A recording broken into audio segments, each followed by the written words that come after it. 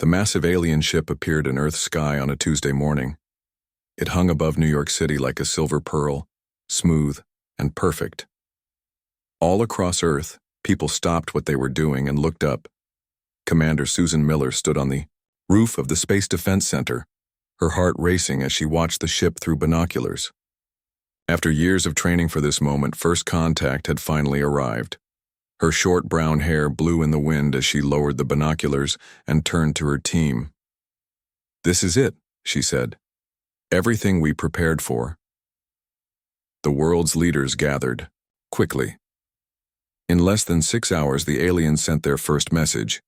They called themselves the Ardovian Concordat, an alliance of 27 alien species from across the galaxy. Their message was simple. They had been watching Earth for centuries and now believed humans were ready to join the wider universe. "They want a representative," said General Alan Scott during the emergency meeting. His weathered face looked tired under the harsh lights. "Someone to go with them to their galactic council." "Why now?" asked Dr. Patricia Young, her fingers tapping nervously on the table. "Why after all this time?" No one had an answer. The aliens had only said they found humans interesting and unusual. They promised to share technology and knowledge if Earth sent someone to speak for humanity. Susan didn't expect to be chosen. There were diplomats and politicians better suited for the job. But when the final selection came down, her name was at the top of the list. "Your background in both military and scientific fields makes you ideal," President Clark told her. "You're calm under pressure. You understand when to fight and when to talk." 3 days later, Susan stood in a special chamber built quickly for the aliens' arrival. The air felt charged with electricity as a beam of blue light appeared. From the light stepped the first alien any human had seen in person. Zeltur stood 7 feet tall with blue skin that seemed almost see-through. The alien had 4 arms and large eyes that changed color as it looked around. When it spoke, Susan heard the words directly in her mind. "Commander Miller," the alien said without moving its mouth. "I am Zeltur, ambassador of the Ardovian Concordat. We welcome Earth to the galactic community." Susan stepped forward. "On behalf of humanity, I thank you for this opportunity." The alien tilted its head, studying her. "Your kind is quite the mystery to us. Your planet should not have produced intelligent life, yet here you stand." This surprised Susan. "What do you mean?" "Earth is what we classify as a death world. The conditions of your planet are extremely harsh compared to most worlds that develop sentient life. We are curious how you survived it all." Susan thought about Earth, with its oceans and mountains, its changing seasons and diverse ecosystems. It seemed perfectly normal to her. "We have much to learn from each other," she said diplomatically. Later that day, Susan said goodbye to her family. Her brother Paul hugged her tightly. "Don't let them push us around out there," he whispered. "I won't," she promised. The next morning, Susan boarded the alien ship with a small bag of personal items.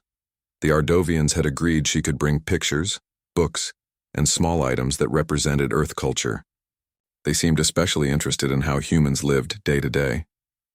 As the ship pulled away from Earth, Susan watched her blue planet grow smaller. The Ardovians had treated humans like curious children so far. Interesting, but not important. They clearly saw Earth technology as primitive compared to their own ships that could cross galaxies in days. What they didn't understand was that humans had survived on a planet that had tried to kill them at every turn. Earth had made humanity tough in ways these aliens couldn't imagine. Susan smiled as the ship accelerated into deep space. These aliens didn't fear humans now, but once they truly understood what life on Earth was like, that would change. The alien ship called Celestial Harmony was bigger inside than Susan could have imagined. Its halls stretched for miles, filled with creatures from worlds she had never dreamed of. Most aliens moved away when they saw her coming. Some pointed and whispered. "They find you strange," Zeltur explained as they walked. "Few have seen a human before." Susan nodded. She felt like an animal in a zoo. The ship was kept at a temperature that made her sweat, and the air smelled like cinnamon and metal. Everything was designed for bodies different from hers.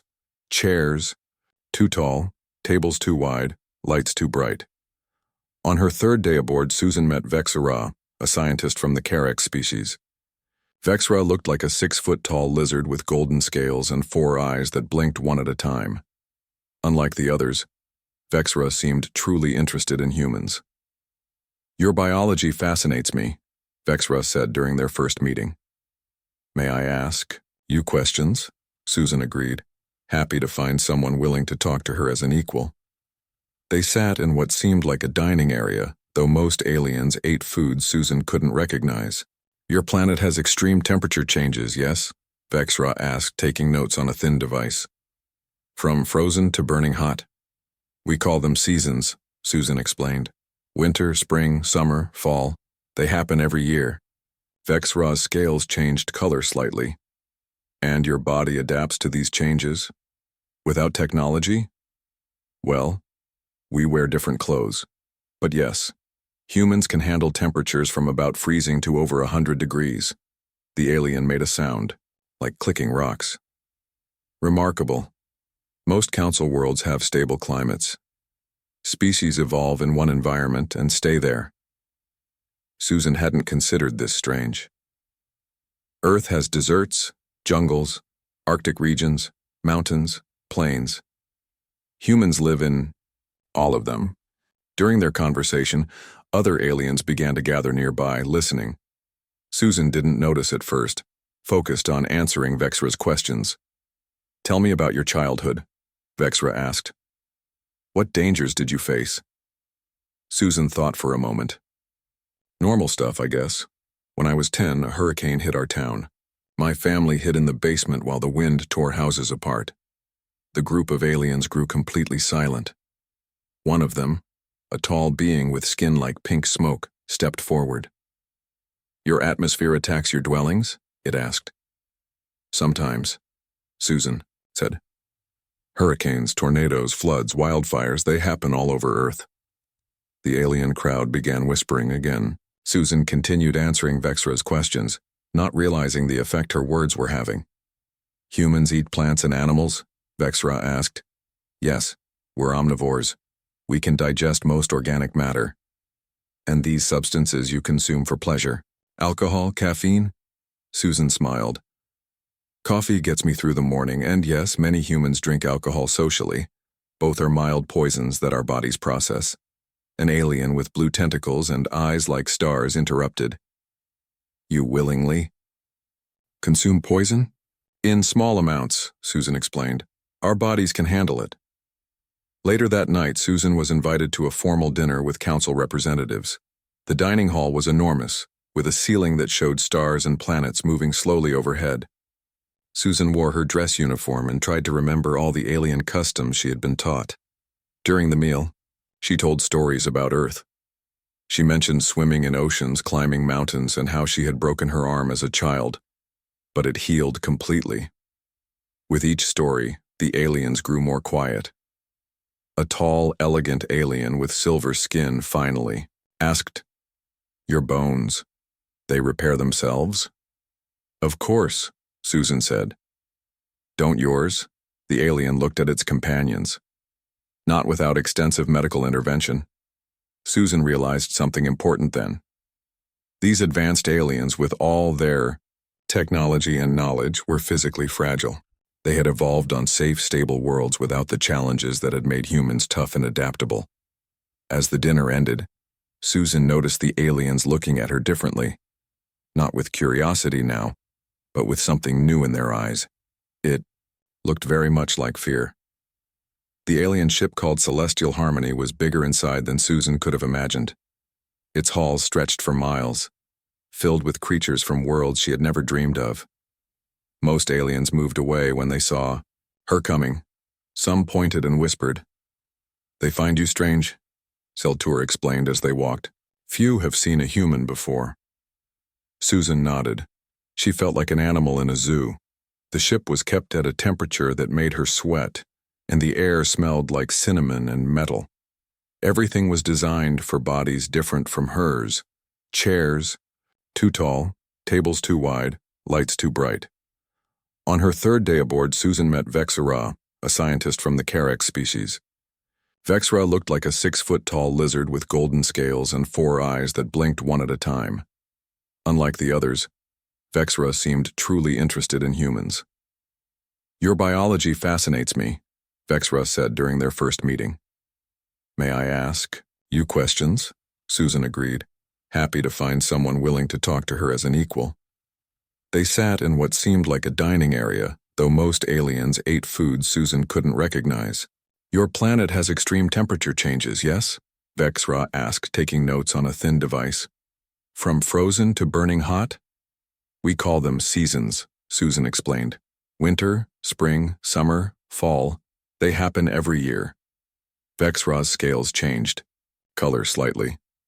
"And your body adapts to these changes without technology?"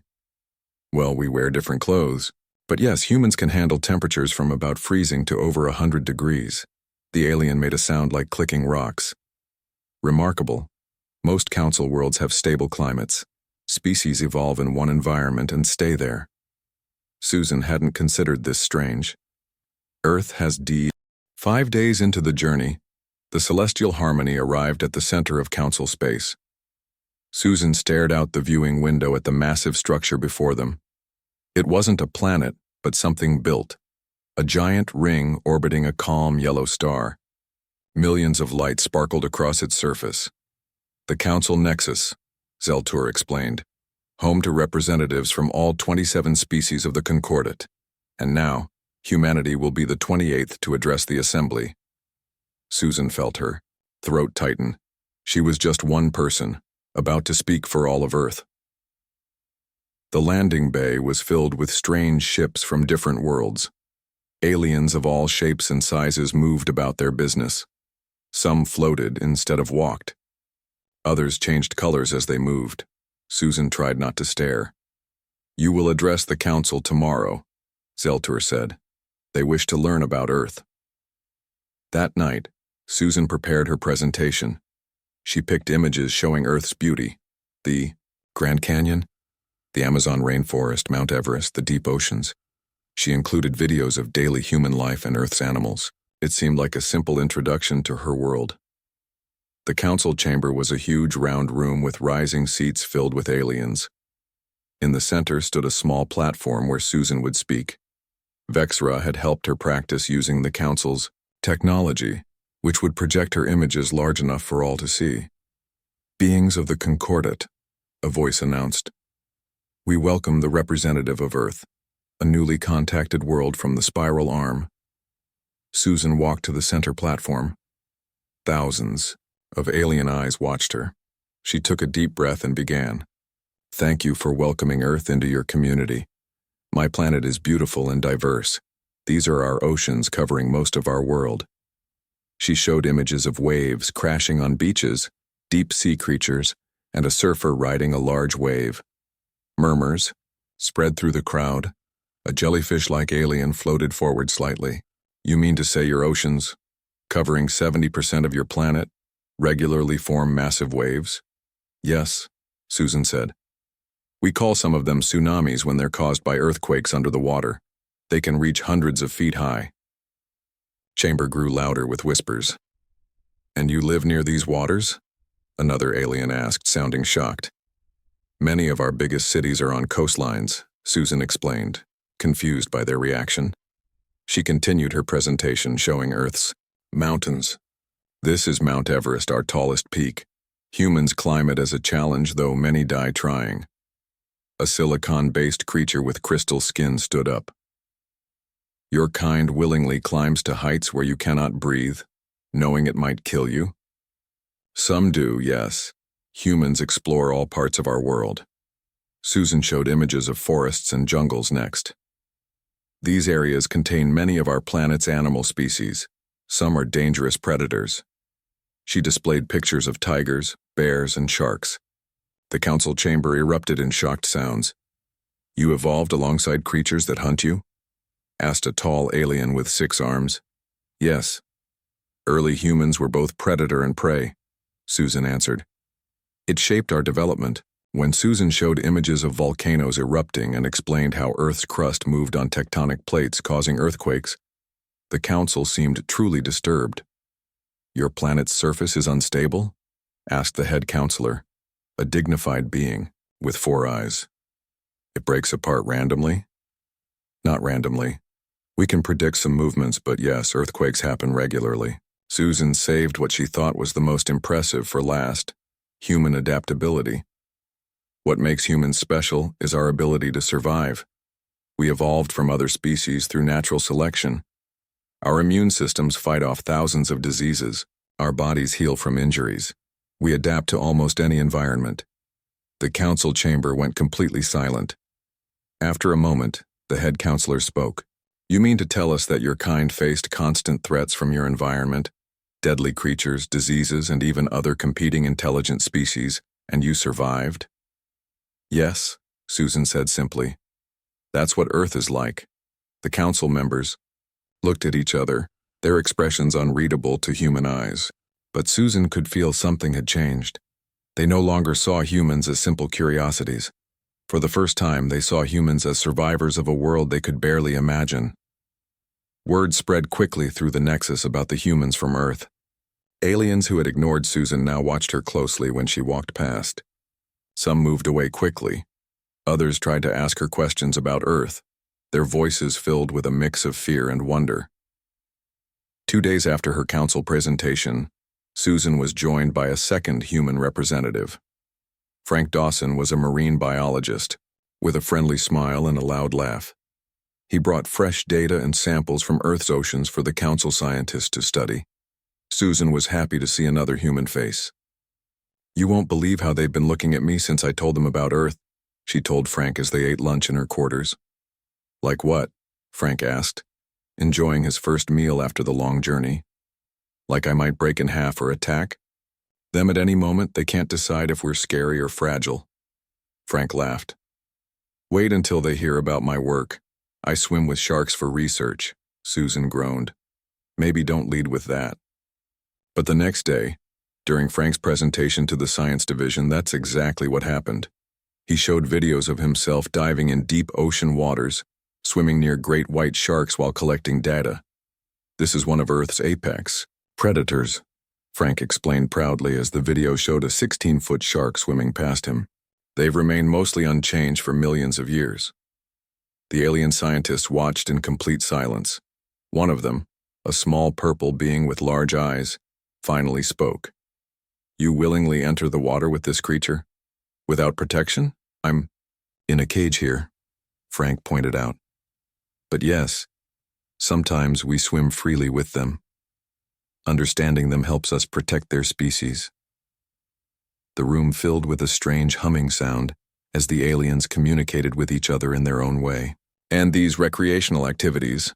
another scientist asked, showing an image from Frank's files of people surfing giant waves.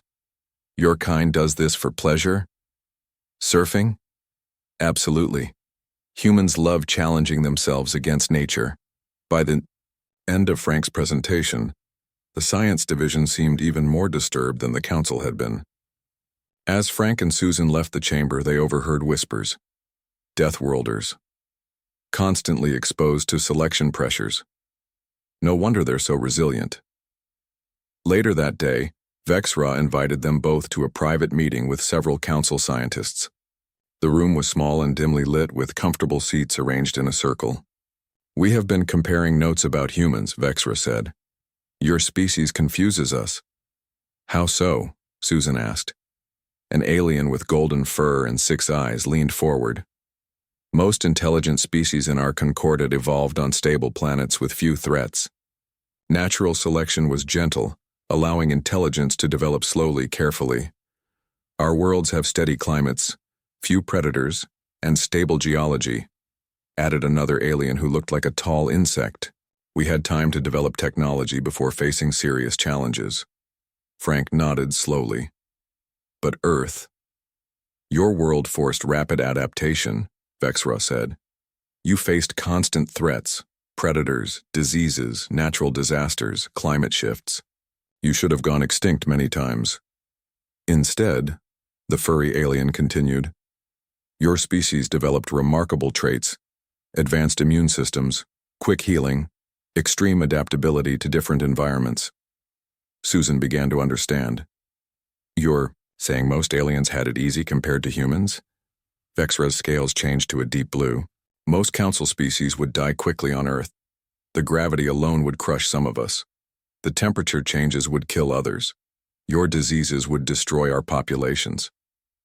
And yet, the insect-like alien added, you consider Earth normal. Beautiful even. Frank smiled. It is beautiful. It's home. An alien who had been quiet until now spoke up. This one looked like flowing water held in a humanoid shape. There's another thing that concerns the Council. Your history. What about it? Susan asked. You have survived thousands of wars among your own kind. Plagues. Global climate events. The liquid alien rippled with emotion. Most Council species never experience such conflict. One major war would have ended our civilizations. Susan and Frank exchanged looks. They had never thought of humanity as particularly tough or special, but here, among the stars, they were learning that Earth's harshness had created something unique in humans. The Council is now debating what your arrival means for the Concordat, Vexra said quietly. Some are frightened by your potential. Others see value in your strength. We're not a threat, Susan insisted. Perhaps not intentionally, Vexra replied, but you come from a world that would kill most of us, and you call it home. A week after Frank's arrival, the military wing of the Council requested a meeting with the human representatives. Susan wasn't surprised. If civilian aliens found humans frightening, military minds would surely want to assess the potential threat. The Board military assessment chamber was a large circular room with dark metal walls. Maps of the galaxy glowed on screens around them. In the center stood 5 aliens of a species Susan hadn't seen before. They were tall with gray skin that looked hard, like armor. Each had 4 arms and yellow eyes with no pupils. These are the Krath, Seltur explained quietly to Susan and Frank. They handle defense matters for the Council. The lead Krath stepped forward. I am Commander Vornak. We wish to evaluate human military capacity. Susan nodded. We expected this. Earth sent a 3rd representative to help with your assessment. The door opened and Colonel Diane Porter entered. She wore her army uniform with combat medals across her chest. Her face was serious as she saluted the Krath. Colonel Porter, United States Army, Earth, she said firmly. I'm authorized to discuss human defense capabilities. The Krath studied her with their yellow eyes. Your weapons technology is primitive, Vornak stated. Your most advanced vessels cannot leave your solar system. You pose no conventional threat to the Council. Colonel Porter didn't argue. That's correct. We're centuries behind your technology. Then we wish to understand something else, another Krath said. Your physical capabilities and training methods. For the next 3 hours, Colonel Porter explained human military training. She showed videos of soldiers running obstacle courses, fighting in hand-to-hand combat, surviving in extreme environments, and continuing missions despite injuries. Your warriors train by deliberately experiencing discomfort? Vornak asked, watching soldiers crawl through mud under barbed wire. Yes, Porter said. We train in conditions worse than real combat, so we're prepared for anything, the Krath whispered among themselves. Finally, Vornak spoke again. We have studied your history. Humans fight despite severe injury. You continue when limbs are lost, when bleeding heavily, when bones break. How is this possible? Colonel Porter considered the question. We call it fighting through the pain. Human bodies can function despite serious damage.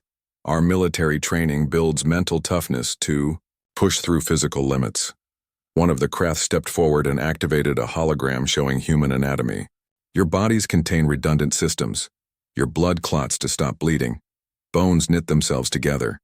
Your immune system attacks foreign bodies. Even your brain can reroute functions if damaged.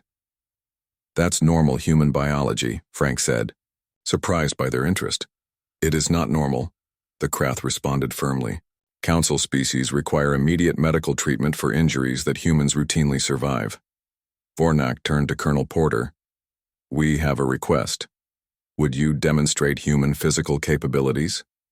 Porter agreed. The Krath led them to a large training room with various equipment.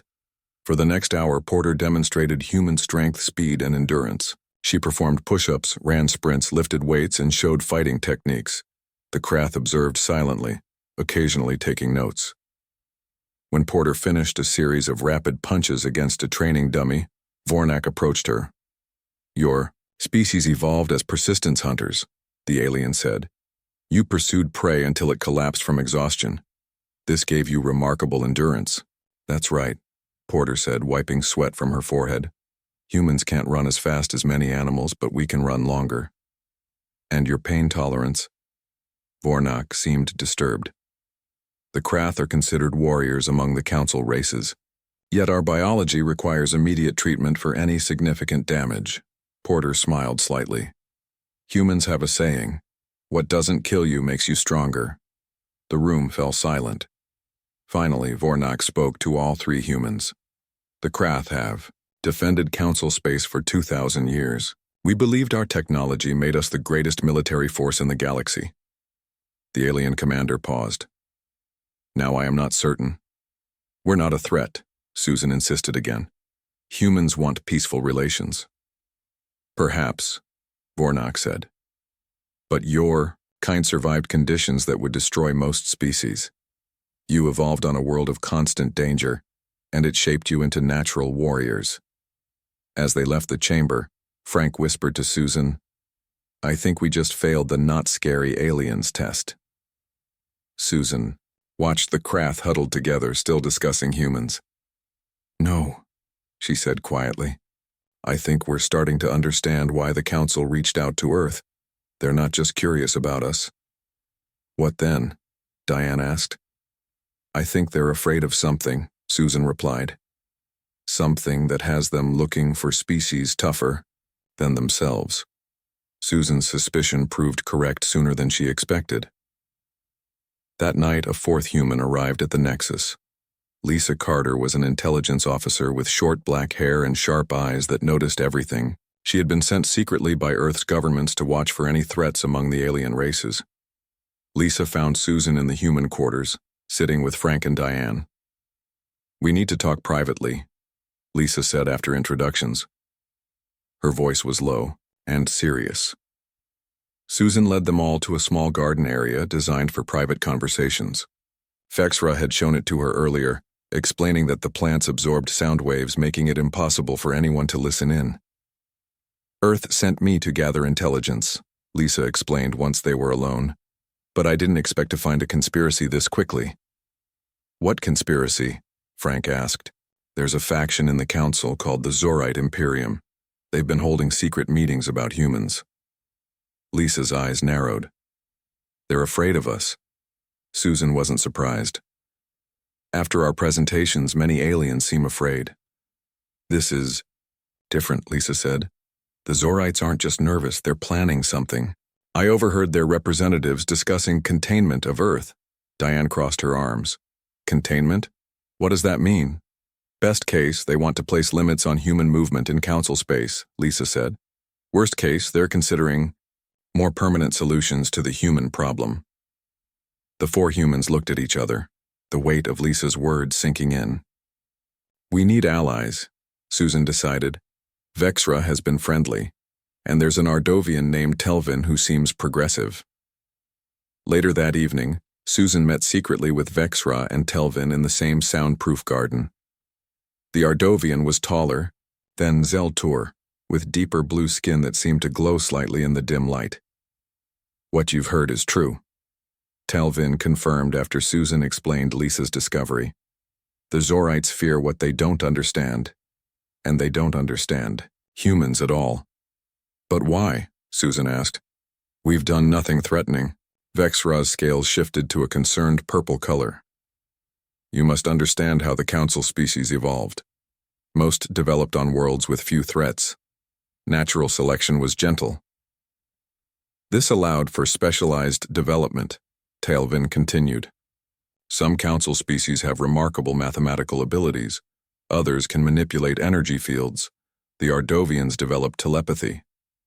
But none developed the physical resilience of humans, Vexra added. None faced the constant dangers that shaped your species. Talvin looked directly at Susan. The truth is, most council races are physically fragile. They rely completely on technology for protection. The idea of a species that can survive without advanced technology frightens them.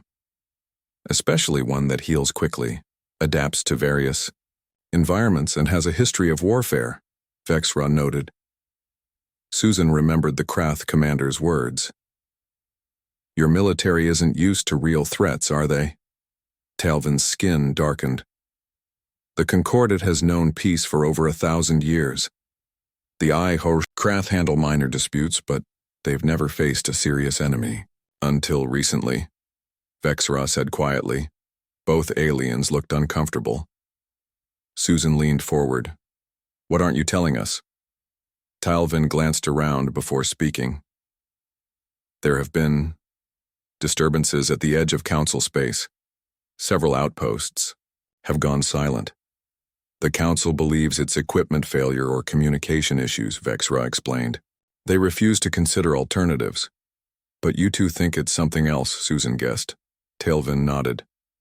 The council species have forgotten what it means to face real danger. They assume peace is the natural state of the universe. Humans know better, Vexra said. Your history is full of threats overcome, challenges survived.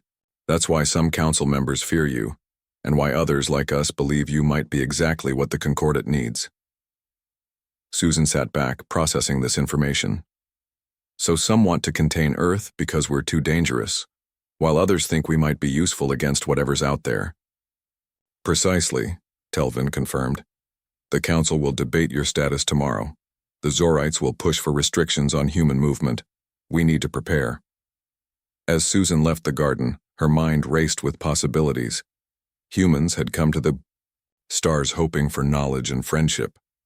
Instead, they found themselves caught in a political battle between alien factions, some who feared them, and others who might want to use them. And somewhere at the edge of known space, something waited that had the bravest of her new alien allies deeply worried. The council chamber buzzed with tension the next morning. Susan, Frank, Diane, and Lisa sat together at the human section, watching alien representatives argue about Earth's status. The Zorites, tall aliens with metallic gold skin, spoke passionately about prudent restrictions and security protocols for dealing with humans. Suddenly, the chamber doors burst open. A Krath messenger rushed in, moving faster than Susan had seen any of the warrior aliens move before. It spoke urgently to Commander Vornak, who immediately rose to address the council. We have an emergency, Vornak announced. The military outpost at Sentinel-5 has been destroyed. All Krath warriors stationed there are dead. The chamber erupted in panic. Aliens spoke all at once in different languages. Some fled the room entirely. The head counselor, a dignified four-eyed being, raised all 6 of his hands for silence. How is this possible? Sentinel-5 had our most advanced defenses. Vornak's yellow eyes looked troubled. The attacker adapted to our weapons. Each defensive measure worked only once before the enemy overcame it. Show us, the counselor demanded. A large screen appeared in the center of the chamber. On it played footage from the attacked outpost. Susan watched in horror as something dark and shapeless moved through the Krath defenses. Each time the Krath fired weapons, the dark mass changed, evolving to resist the attack. Within minutes, the entire station fell silent. We've never seen anything like it, Vornak said. It adapts almost instantly. Through the panic, Susan studied the footage carefully. Something about the attack pattern seemed familiar to her. The way the dark mass probed defenses, tested responses, and evolved solutions reminded her of something. Earth has seen this before, she said, standing up. Her voice cut through the noise, and aliens turned to look at her. What do you mean, human? The head counselor asked. Not exactly this, but something similar, Susan explained. The pattern of adaptation. On Earth, we call it evolutionary pressure. This thing behaves like a rapidly evolving organism. Talvin moved to Susan's side. The human might be right. We should listen. A fifth human stepped forward from the entrance to the chamber. Steve Wilson was an evolutionary biologist with gray hair and glasses, just arrived from Earth. Susan had requested him specifically after seeing the Council's reaction to human adaptability. "I've studied the footage," Steve said calmly. "This entity is using basic evolutionary principles, but at an incredible speed. It's testing, learning, and adapting to your defenses." The Zorite leader scoffed. "What would a primitive human know of advanced threats?" "Perhaps more than you think," Vornak interrupted. "The Krath have fought many enemies, but none that adapted like this. If humans understand this process..." The head counselor turned to Steve. "Can you explain what we're seeing?" Steve nodded. "This appears to be a hive mind species that rapidly incorporates genetic material from conquered worlds. It's using evolutionary principles that developed on Earth too, but much faster." He pointed to the screen. "See how it tests each defense? It sacrifices some of itself to learn, then immediately adapts the rest of its mass to overcome what it learned." The council listened in stunned silence as Steve explained his theory. "The problem is," Steve continued, "your species are too specialized. You evolved in stable environments with minimal threats. Your biology and technology reflect that, perfectly adapted to specific conditions." "And this makes us vulnerable?" asked a counselor. "To an adaptive enemy, yes," Steve confirmed. "Perfect specialization means perfect predictability. This entity exploits that." Susan stepped forward again. "This is where humans might help. Earth's harsh conditions created constant evolutionary pressure. We understand adaptation because we've been doing it for millions of years." A Zorite representative stood angrily. "Are you suggesting we need humans to fight our battles?" "I'm suggesting we work together," Susan replied firmly. "Your technology and our adaptability might be the combination needed to face this threat."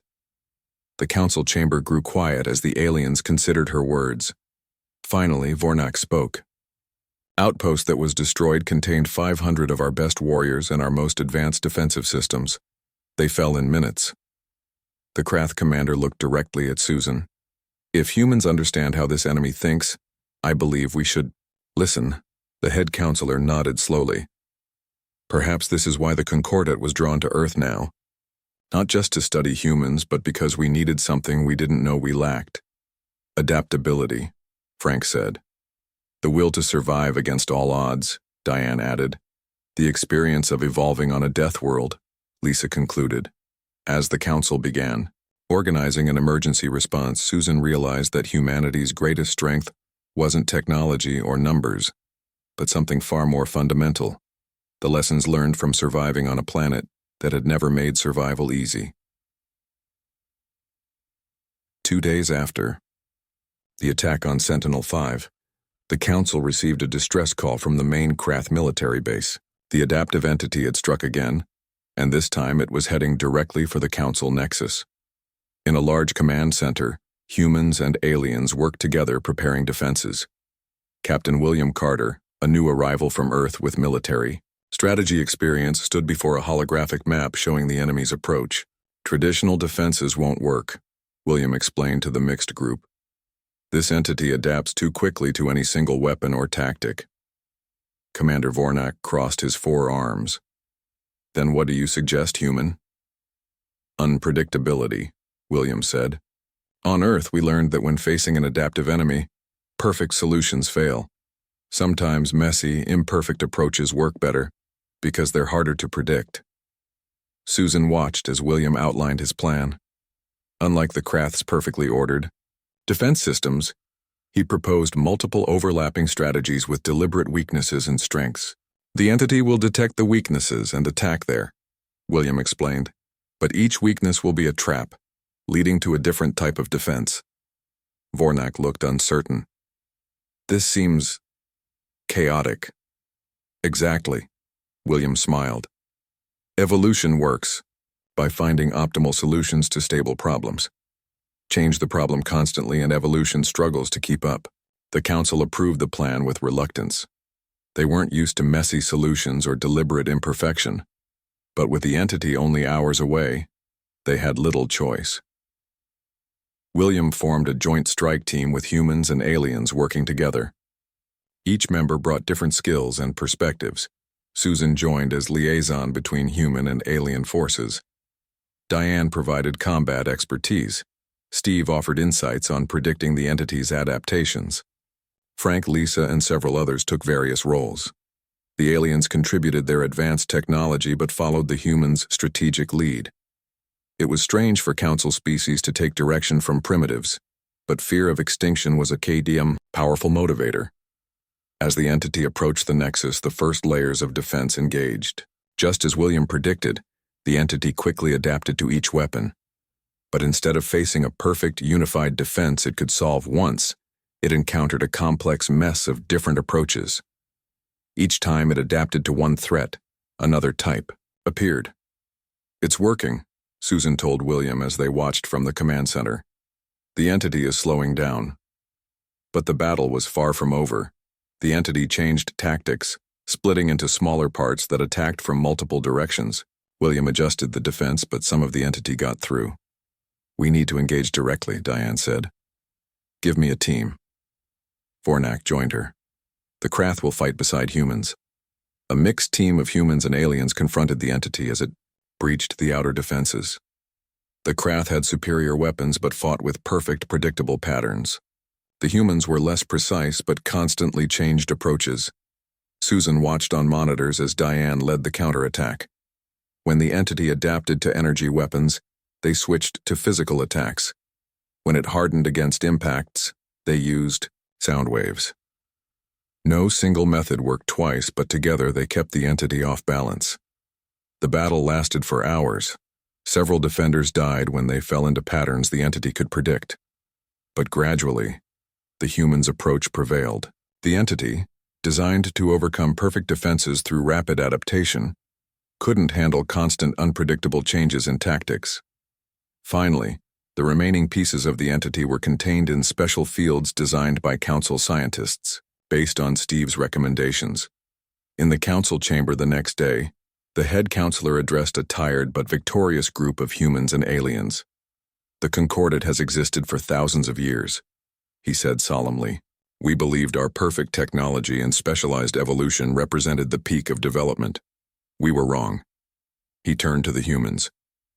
"You come from a world we considered too harsh for proper civilization. We saw your adaptability as primitive, and your resilience as unnecessary. Now we understand these qualities saved us all." Susan stepped forward. "Earth taught humans that perfect solutions rarely exist. Life is messy. Survival often means making do with imperfect tools and changing plans when things go wrong." The counselor nodded. "The Concordat formally recognizes Earth as a full member world, with special status as advisors on adaptation and resilience." As the humans and aliens filed out of the chamber, Susan found herself walking beside Vexra. "Will you stay?" the alien scientist asked. "There is much our worlds can learn from each other, Susa,"